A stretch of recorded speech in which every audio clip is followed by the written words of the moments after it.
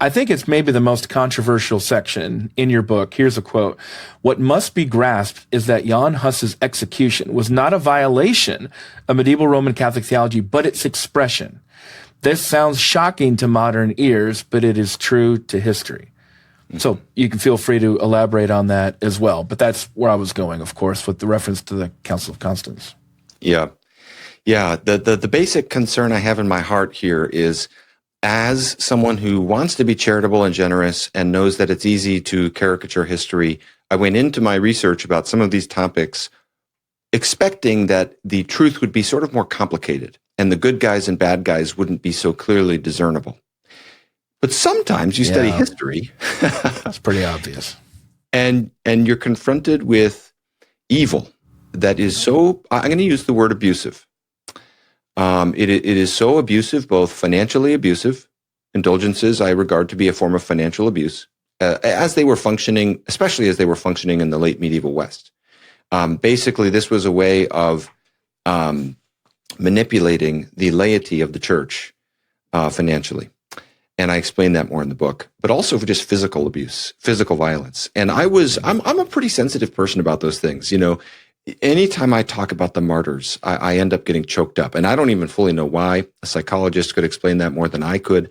I just really touches me, the bravery of men and women who have been physically assaulted for their faith in Christ.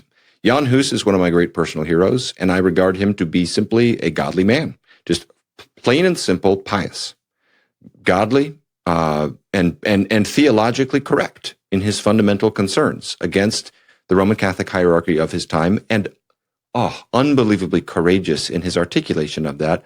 And I regard his opponents, who tried and executed him by burning him alive, to be treacherous and dishonest and malevolent. And so I think the reason I go into that in this book is I really think it's easy to be naive and think, oh, it wasn't that bad. You know, it wasn't really that bad. It was kind of some blame on both sides. And I think people need to understand just how dire the situation was. People will not appreciate why a reform effort within the one true church, which is what I think Protestantism was, an effort at reform, not at creating a new church, but reforming the church, why that had to take place in the form of separation from the reigning power, namely the papacy in the West, unless they understand how much sin and violence was being defended at the highest levels of leadership. And so when I say Hus's execution was an expression of Catholic theology, I document that in the book in terms of the medieval theology of two swords. There's the temporal sword and the spiritual sword.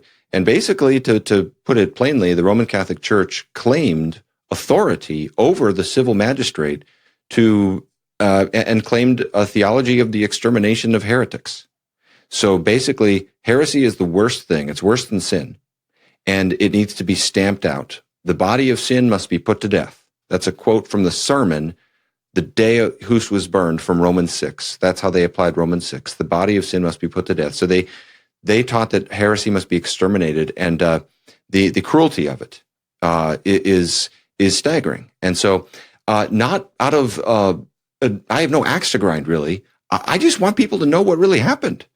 We need to know. We need to have historical information, and that's not the things I'm saying right now are not really in dispute. They're not really, the scholarship is not 50-50 on these things. Right.